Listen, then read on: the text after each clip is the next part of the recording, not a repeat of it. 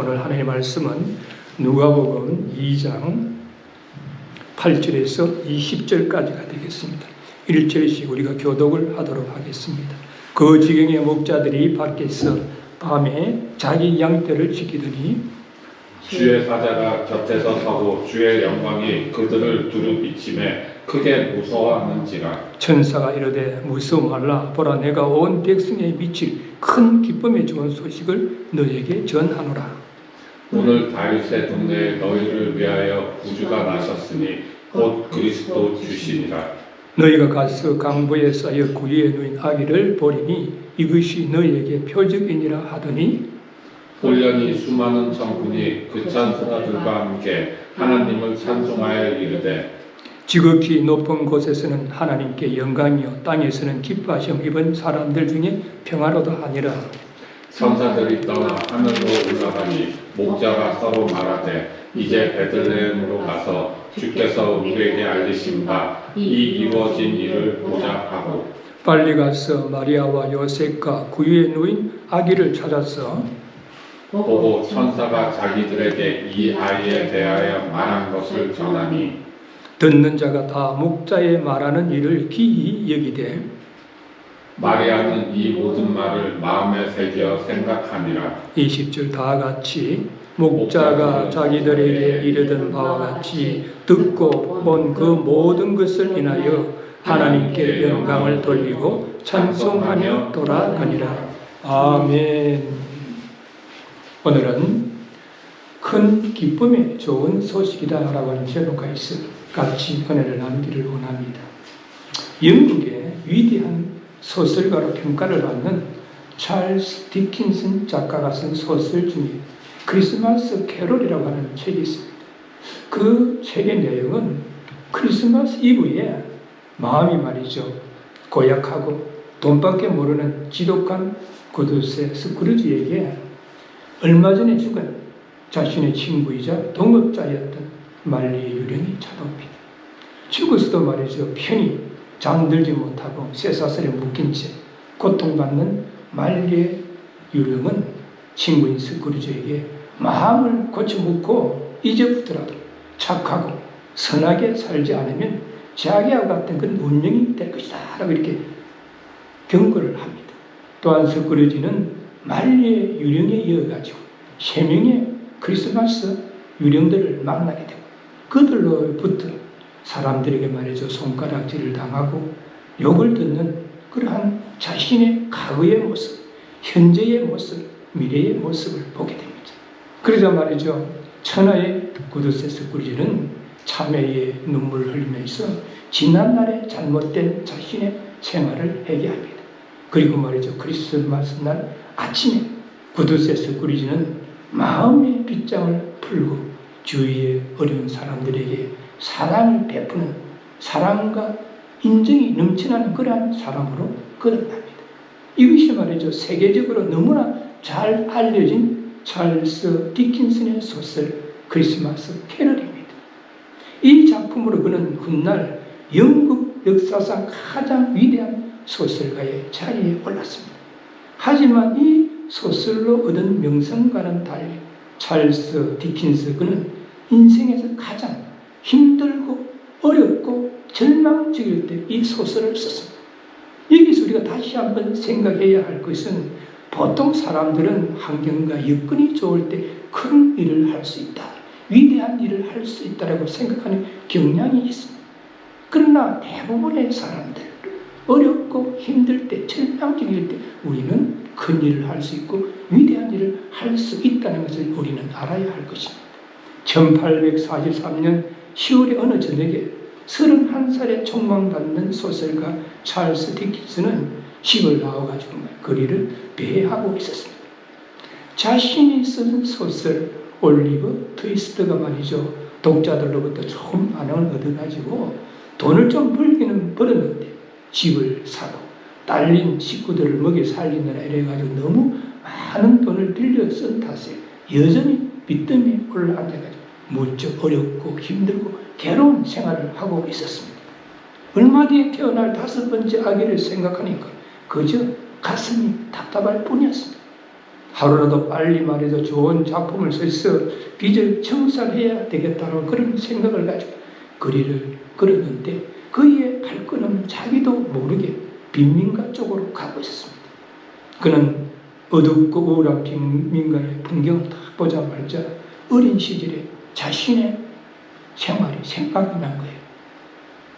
집이 가난해가지고 햇빛도 제대로 들지 않는 공장에서 하루에 말이죠 12시간 동안 구두약통에 상표를 붙이는 그런 어린 시절을 보냈다는 것입니다.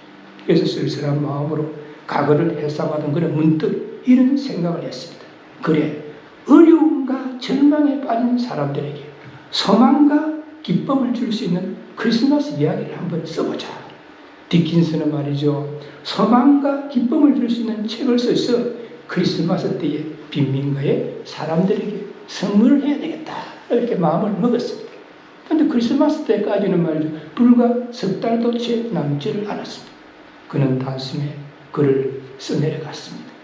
그의 착한 마음씨 때문인지 크리스마스 캐럴은 출판되자마자 폭발적인 그런 인기를 누렸습니다.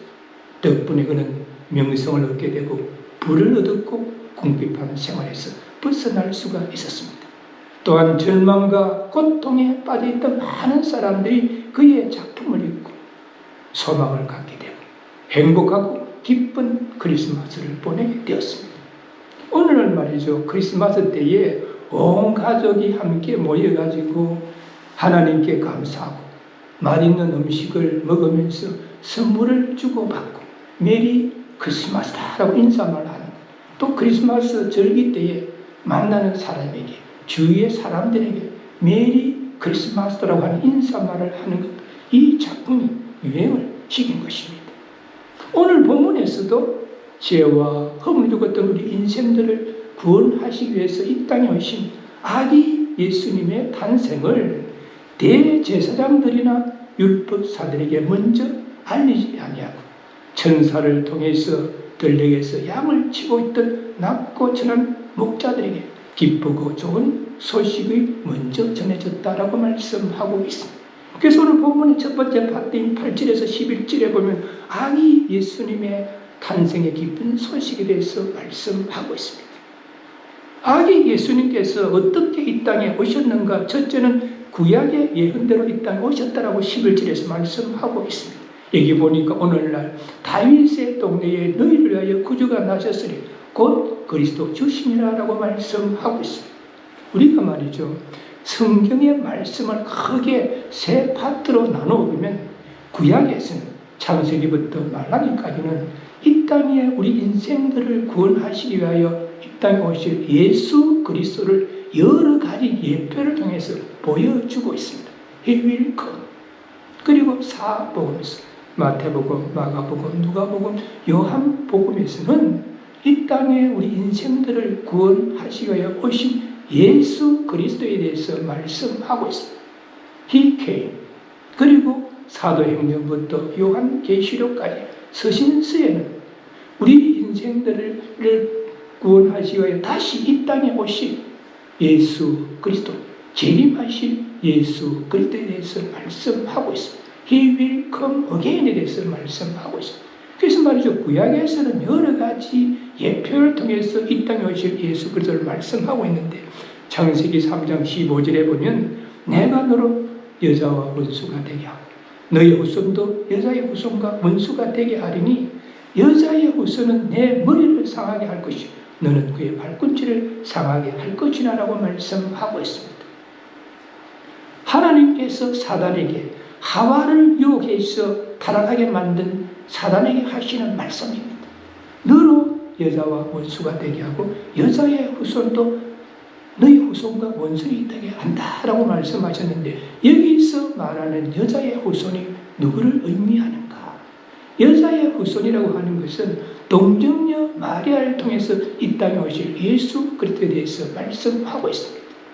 동정녀 마리아를 통해서 이 땅에 오실 예수 그리스도는 사탄의 머리를 부수고 우리 인간을 구원할 구세주로 이 땅에 오신다라고 예표를 통해서 말씀하고 있습니다. 창세기 22장 18절에 보면 또 내 씨로 말미암아 천하 만민이 복을 얻으리니 이는 내가 나의 말을 준행하였음이니라 하셨다 하니라 라고 말씀하고 있습니다. 여기서 내실은 누구를 이야기하는가?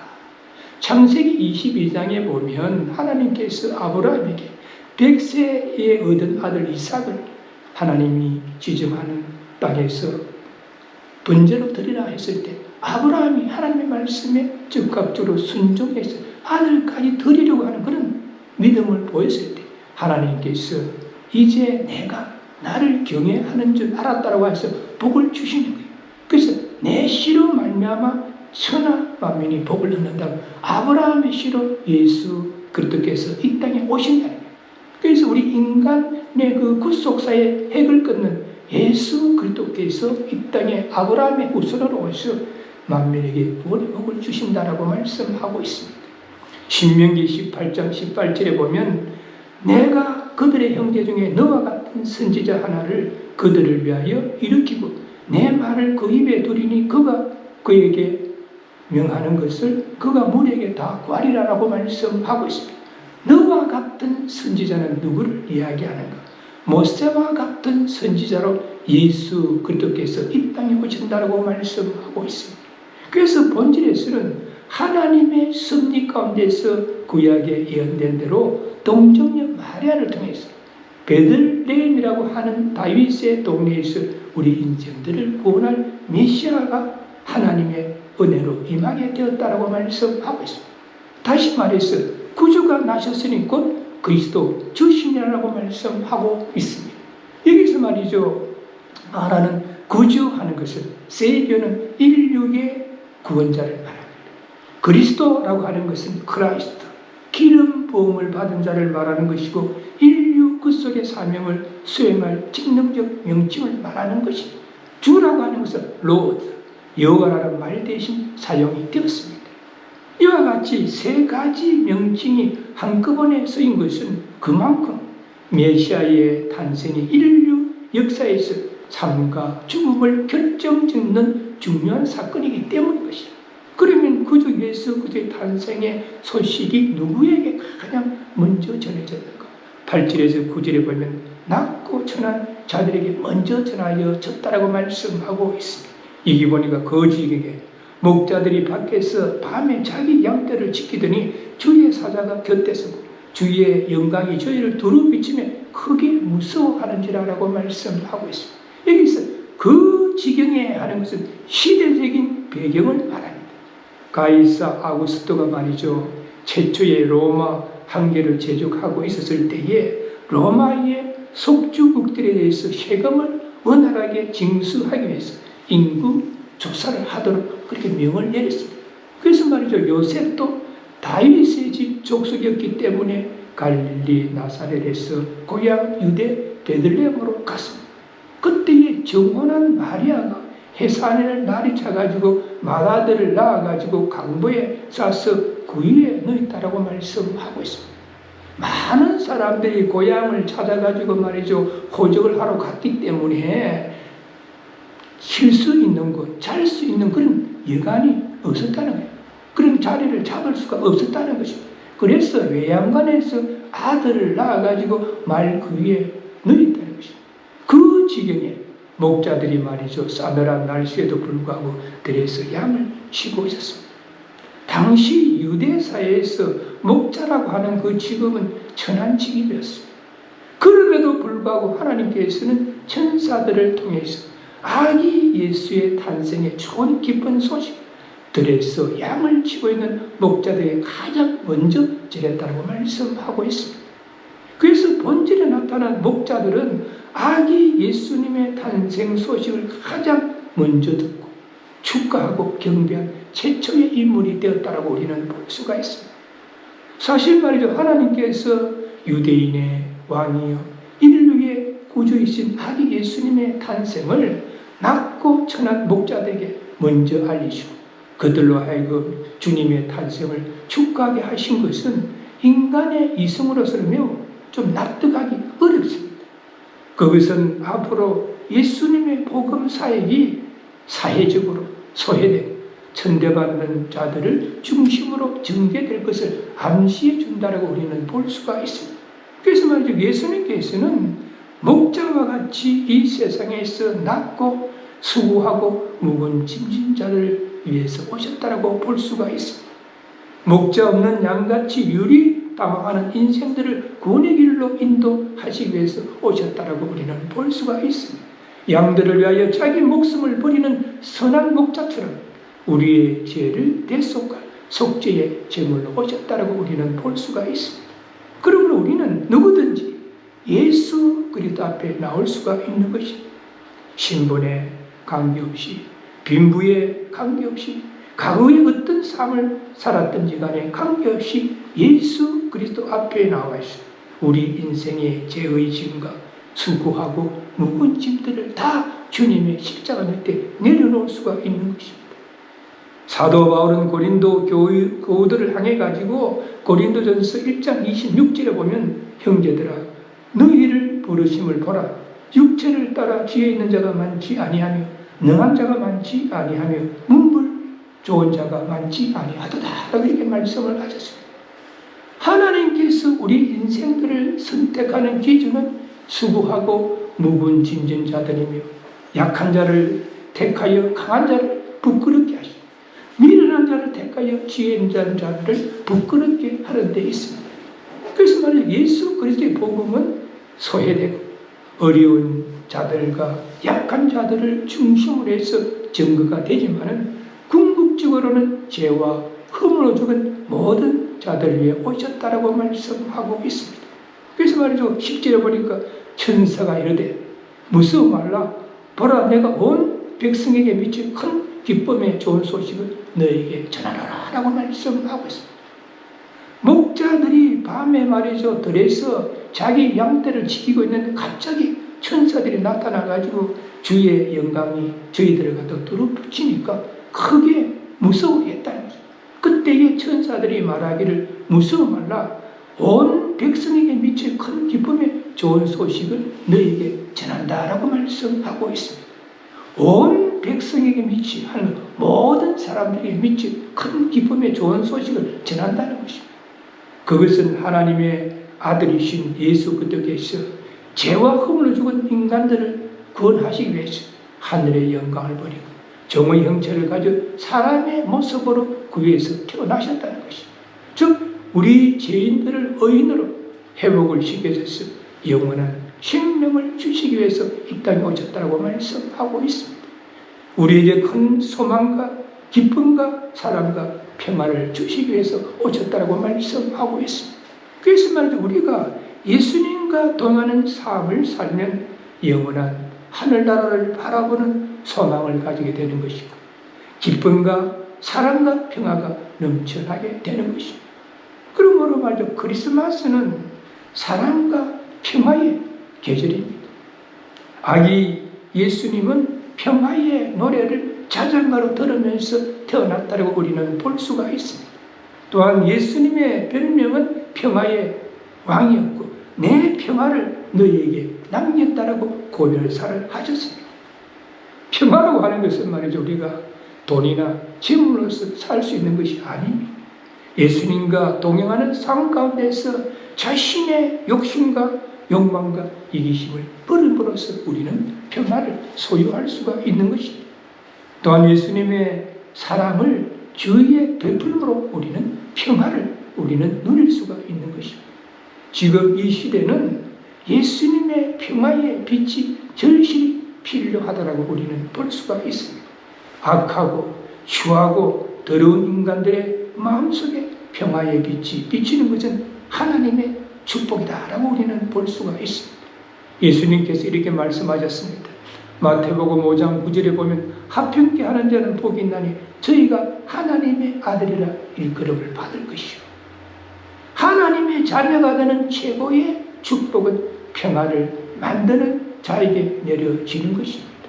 예수님이 평화에 비친 것처럼 합평케 하는 자가 예수님의 뒤를 따르는 믿음의 백성들이 될 수가 있는 것입니다.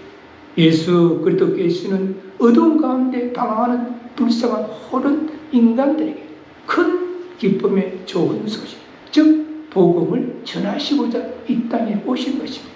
요한복음 3장 16절에 뭐라고 말씀하고 있습니까? 하나님이 세상을 이처럼 사랑하사 독생자를 주셨으니 이는 저를 믿는 자마다 멸망치 없고 구원을 얻게 하려 함이다라고 말씀하고 있습니다. 우주 만물을 창조하신 하나님께서 온 인류를 죄악 가운데서 구원하시기 위해서 독생자 예수 그리스도를 아끼지 아니하시고 이 땅에 보내줬다는 이 사실은 얼마나 큰 사건이고 얼마나 큰 기쁜 소식이 되겠습니까? 아무리 말이죠 다른 기쁜 소식이 말이죠 우리에게 많이 들린다 할지라도 이 최대의 기쁜 소식을 듣지 못했다고 한다면 그는 불쌍한 사람이라고 볼 수가 있는 것이고 세상을 산다고 하는 헛세상을 사는 것과 다를 바가 없다고 우리는 볼 수가 있습니다. 우리 주님은 모든 인생들에게 복음을 전파하며 마음이 상한 자를 고치며 포로된 자에게 자유를, 갇힌 자에게 해방을 주시기 위해서 이 땅에 오셨다고 우리는 볼 수가 있습니다. 그래서 말이죠 복음은 우리 인생들에게 영원한 생명을 주는 것이고 또한 주님의 사랑과 평화를 누리면서 살아갈 수 있도록 인도하시는 것입니다. 이 좋은 성탄절기에 성탄의 모든 기쁨을 누릴 수 있고 또 수고하고 무거운 짐들을 주님의 십자가 밑에 내려놓고 주님의 사랑과 평화를 또 그 사랑과 평화를 베푸는 그런 믿음의 소유자들이 되도록 우리는 노력해야 할 것입니다. 그래서 말이죠 예수님께서는 구약에 예언된 대로 이 땅에 오셨고 낮은 자들을 위해서 이 땅에 오셨고 그리고 모든 자들을 위해서 이 땅에 오셨다고 말씀하고 있습니다. 그래서 오늘 본문의 두 번째 파트인 12절에서 14절에 보면 아기 예수님의 탄생을 찬양하는 것입니다. 어떻게 찬양했냐면 표적이 되는 예수님을 찬양했다라고 12절에서 말씀하고 있습니다. 너희가 가서 강보에 쌓여 구유에 놓인 아기를 보리니 이것이 너희에게 표적이니라 하더니 천사들은 말이죠 목자들에게 자신들이 전한 메시지가 사실임을 입증하기 위해서 표적에 대해서 말씀하고 있습니다. 그것은 강보에 쌓여있는 아기가 아니라 강보에 쌓여 구유에 누인 아기라는 점을 주목해야 할 것입니다. 강보에 쌓여가지고 구유에 누워있는 아기 예수님이 표적이 된다는 거죠. 왜냐하면 당시에 말이죠 베들레헴에서 갓 태어난 다른 아기도 있을지 모르기 때문입니다. 그러나 그 아이들 가운데 구유에 누워있는 아기는 오직 아기 예수님뿐이었습니다. 예수님은 하나님의 아들이시고 제2의 하나님이셨지만 탄생 이전에 모든 영광을 누리고 종의 형체를 가지고 사람의 모습으로 낮아지고 겸손한 모습으로 세상에 오셨다라고 빌립보서 2장 6절에서 7절에 말씀하고 있습니다. 즉 섬김을 받고자 오신 것이 아니라 도리어 섬기고 또 자기 목숨을 많은 사람들의 대속물로 주려 이 땅에 오셨다라고 누가복음 10장 45절에서 말씀하고 있습니다. 그래서 말이죠 강보에 쌓여 구유에 누워 있는 아기는 예수 그리스도를 영접하는 자들에게 구원의 표적이 된다라고 우리는 볼 수가 있습니다. 그런데 말 유대인들은 그들을 구원할 메시아의 모습, 영광된 그러한 모습, 화려하고 웅장한 모습만을 생각했기 때문에 그들은 예수 그리스도를 영접하지 아니하는 그런 일을 그들이 벌였다고 우리는 볼 수가 있습니다. 예수님의 참된 모습을 보지 못했다고 우리는 볼 수가 있는 것입니다. 또한 영광과 평화의 예수님을 찬양했다라고 13절에서 14절에 말씀하고 있습니다.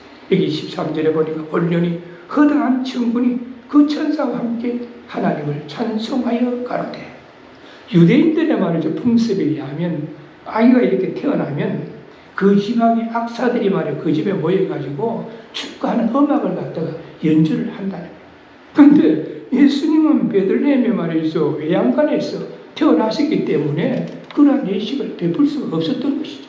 그래서 천사들이 지상의 악사들을 대신해가지고 찬송을 불렀다. 왜냐하면 하나님의 영광을 선포하고 그분의 권능을 찬송하는 것이 천사들이 해야 할 사명이었기 때문입니다.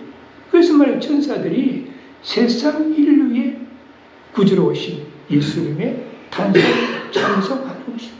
어떻게 찬송합니까? 14절 전반절에 보니까 지극히 높은 곳에서는 하나님께 영광이요. 사람들이 예수님의 탄생을 찬양하는 노래의 첫 부분은 예수님의 탄생이 하나님께 영광이 되는 일이다 라고 이렇게 찬양하고 있습니다. 성탄절에 영광 받으실 사람은 누구입니까? 산타크로스 할아버지입니까? 아니죠. 인류를 구원하시기 위해서 하늘의 영광을 버리고 인간의 몸을 가지고 이 땅에 임하신 성자 하나님 예수 그리스도가 영광을 받아야 되는 것입니다. 그리고 우리 인생들을 너무도 사랑하셔서 우리 인생들을 구원하시기 위해서 이 땅에 독생자를 보내주신 성부 하나님이 영광을 받아야 하는 것입니다. 그러면 예수님의 탄생이 하나님께 영광이 되는 이유가 무엇이겠습니까? 그것은 삼위 하나님께서 우리 인생들을 구원하시고자 하는 계획하셨던 그런 일로서 예수 그리스도의 성육신과 대속의 죽으심에서 하나님의 사랑과 공의가 완성되었기 때문인 것입니다. 하나님께서 우리 인간을 구원할 그런 계획을 세우시고 그리고 상자 하나님 예수 그리스도께서 인간의 몸으로 이 땅에 성육신하셔서 우리 인간을 구원하시고자 십자가상에서 대속의 죽으심으로 인해서 하나님의 사랑과 공의가 완성되었기 때문에 우리는 영광을 돌려야 된다고 말씀하고 있습니다. 요한복음 4장 34절에 보면 예수님은 이 땅에 오직 성부 하나님의 거룩하신 뜻을 이루어드리기를 기뻐하셨다라고 말씀하고 있습니다. 그리고 메사에 궁극적으로 성부 하나님께 영광을 돌리기를 기뻐하셨다라고 말씀하고 있습니다. 그러면 오늘날 예수 그리스도의 제자된 우리 역시 하나님의 뜻을 실현하기를 즐거워해야 할 것이고 오직 하나님께 영광 돌리기를 우리는 힘써야 될 줄 믿습니다. 고린도전서 10장 31절에 뭐라고 말씀하고 있습니까? 그런즉 너희가 먹든지 마시든지 무엇을 하든지 다 하나님의 영광을 위해서 하라라고 말씀하고 있습니다. 항상 하나님의 영광을 드러내는 믿음의 성도들이 되도록 우리는 노력해야 될 것입니다. 천사들의 두 번째 찬송이 무엇입니까? 땅에서 기뻐하심을 입은 사람들 중에 평안하다라고 찬송하고 있습니다. 천사들의 두 번째 찬송은 예수 그리스도의 탄생이 땅에서 기뻐하심을 입은 사람들에게 평화가 되는 이름을 찬송하고 있습니다. 여기서 말해요. 기뻐하심을 입은 자들이라고 하는 것은 하나님의 선하신 은총을 입은 자들이라는 그런 뜻을 가지고 있습니다. 하나님에 의해서 예정되고 택함을 받은 자들을 말하는 것입니다. 예수님께서 이 땅에 탄생하셨을 때 온 세상이 그분을 환영하고 찬양하고 경배하는 것이 아니었습니다. 오히려 사람들은 무관심 속에서 짐승들이 있는 그 외양간에서 조용히 탄생을 하셨지만 하늘의 천사들이 찬양하며 하나님께 영광을 돌렸을 뿐만 아니라 땅에서 기뻐하심을 입은 사람들 중에 평화가 된다고 이렇게 선포를 했었습니다. 그러면 예수 그리스도의 탄생이 이들에게 평화가 되는 이유가 무엇이겠습니까? 그것은 예수 그리스도의 대속의 사역이 하나님과 인간 사이에 맡겼던 죄의 창비기 말이죠. 제거되어가지고 하나님과 화목한 상태에서 우리 인생들이 하나님 앞에 나아갈 수가 있고 진정한 안식과 평화를 누릴 수 있기 때문인 것입니다. 남미 말이죠. 안데스 산맥 높은 곳에 가면은 청동으로 된 예수 그리스도의 상이 서 있다고 합니다. 그 발판은 말이죠. 하강석이고 그리고 동상은 옛 합포를 녹여가지고 만든 것이라고 합니다. 아르헨티나와 칠레의 경계를 표시해주는 그 위에다가 동상이 세워져 있다는 것입니다. 그 동상에는 스페인어로 다음과 같이 기록이 되었다고 합니다. 아르헨티나와 칠레가 구속주이신 예수 그리스도의 발 아래서 평화의 서약을 깨뜨린다면 이 사람들은 곧 가루가 되리라 하는 글귀를 갖다가 딱 새겨놨다. 이 말 아르헨티나와 그리고 또 칠레는 오랫동안 국경 문제로 인해 가지고 전쟁을 하고 있습니다. 그래서 말이죠. 서로 이렇게 오랫동안 전쟁을 하다가 보니까 많은 사람들이 죽게 되고 많은 어려움이 따랐습니다. 그래서 1900년에 양국의 분쟁이 최고조에 달하자 양국의 국민들은 당시 말이죠. 영국 왕이었던 에드워드 7세에게 전쟁의 분쟁을 갖다 좀 종식시켜달라 이렇게 부탁을 했다. 요청을 했다. 그러다가 1903년 5월 28일 양국 정부는 분쟁을 종식시키는 조약에 서명을 했었습니다. 이어서 축제가 벌어졌고 평화를 이루기 위해 가지고 수고한 바 있던 아르헨티나의 기부인인 세뇨라 데 코스타는 기념물을 세워야 되겠다. 이제 전쟁이 종식되었으니까 기념물을 세워야 되겠다고 생각해요. 그래서 어떤 기념물을 세울까 하나님 앞에 기도하는 가운데 그녀는 칠레 사람들의 간담을 서늘하게 하는데 사용되었던 포를 갖다가 녹여가지고 그리스도의 동상을 만들었다는 거예요. 봉헌식에서 그 동상은 평화를 가져다 주는 승리의 상징으로서 온 세상에 그 모습을 드러냈습니다. 세뇨라 데 코스타에는 그 기념물 동상은 오늘날 우리에게 오직 평화의 왕이신 예수 그리스도만이 세상에 참된 평화를 가져다 줄 수 있음을 상기시켜주고 있습니다. 그리고 그 동상은 민족이나 국가 간의 평화뿐만 아니라 개인 간의 평화에 대해서도 시사하는 바가 크다라고 우리는 볼 수가 있습니다. 그러므로 누구든지 예수 그리스도의 마음으로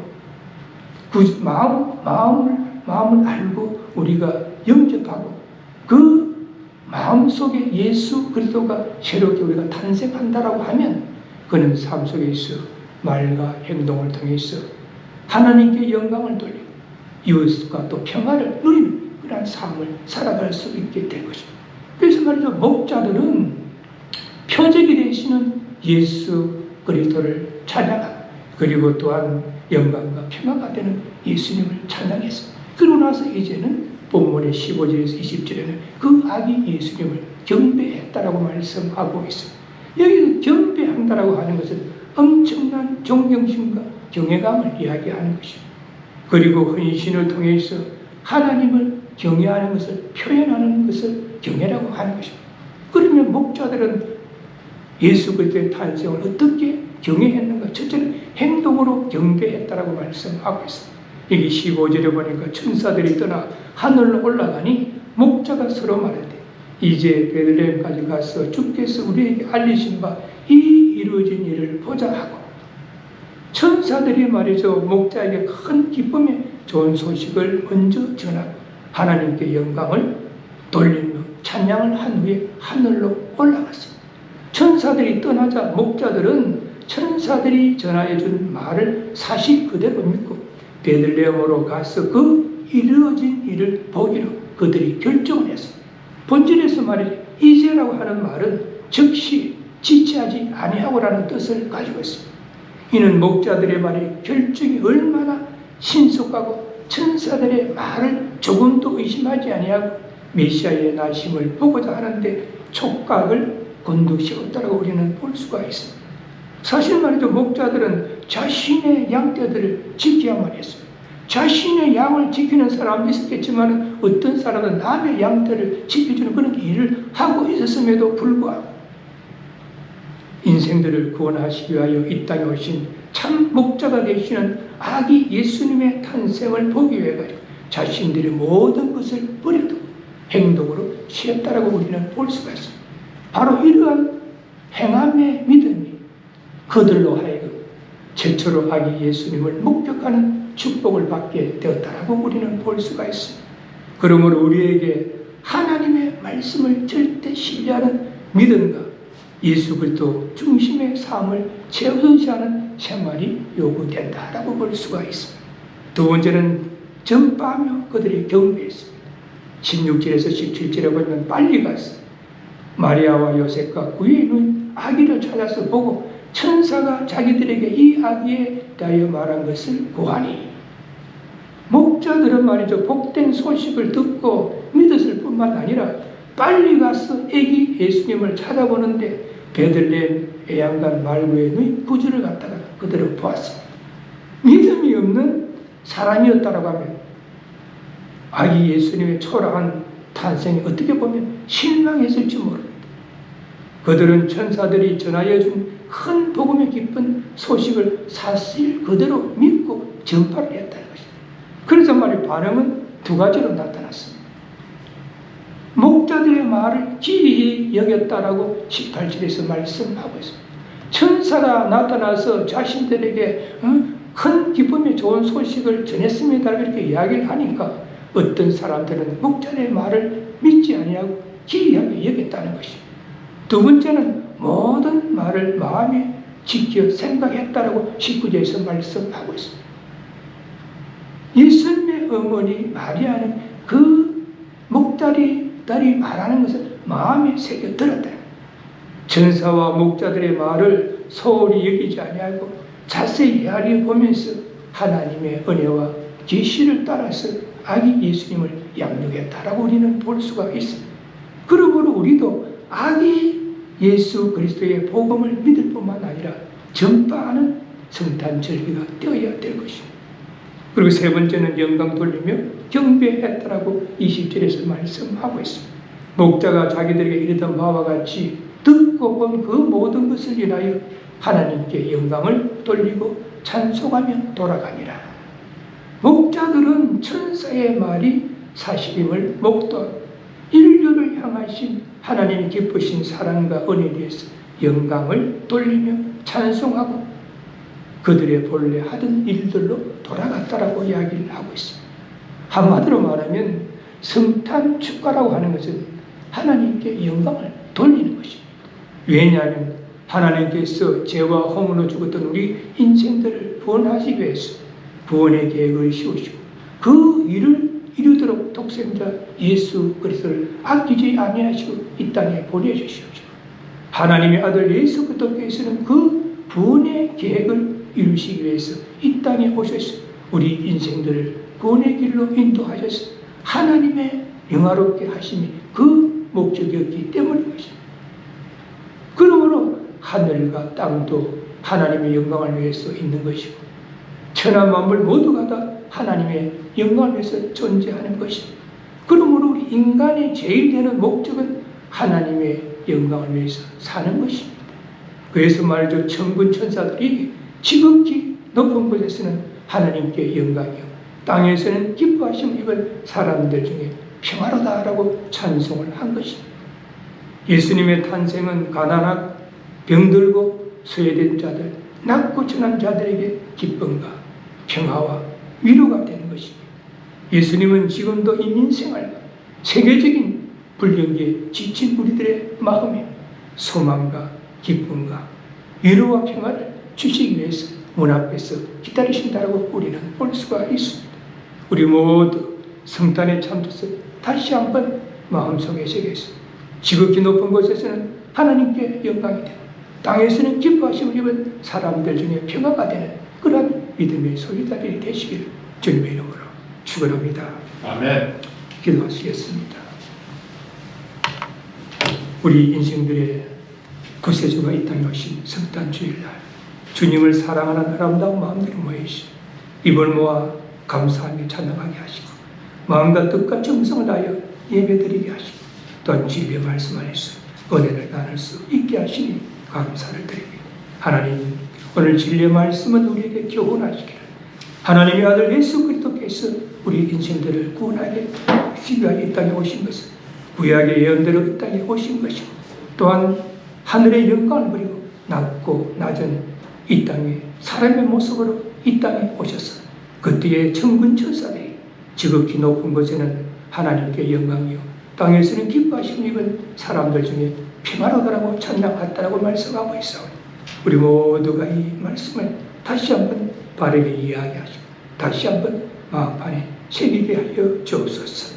그래야 이 좋은 성탄 절기 세상 믿지 않는 자들이 성탄의 기쁜 소식을 증거하게 하여 주시옵시고 또한 먹고 마시고 즐기는 그런 성탄 절기가 아니라 예수 그리스도의 사랑의 마음을 가지고 우리 주위에 헐벗고 꿈질고 병들고 서해된 자들에게 예수 그리스도의 사랑을 실천함으로써 믿지 않는 자들이 주님 앞에 돌아오는 역사가 일어날 수 있도록 우리 모두를 인도하시고 은혜를 베풀어 주옵소서. 우리 주 예수 그리스도의 이름으로 간절히 기도드리옵나이다. 아멘. 지금은 우리 인생들을 구원하시 위하여 하늘의 영광을 버리고 이 땅에 오셨시오. 수고하고 묵은 짐진 자들아 다 내게로 오라. 내가 너희를 쉬게 하리라고 말씀하시면서 우리 인생들을 구원의 길로 인도하신 우리 주 예수 그리스도의 은혜와 독생자 예수 그리스도를 아끼지 아니하시고 이 땅에 보내주셨시오.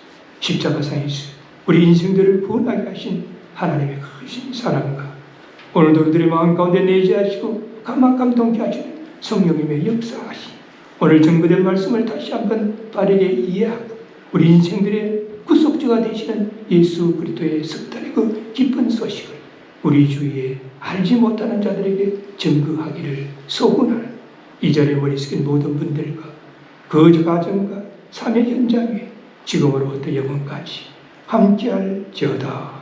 아멘.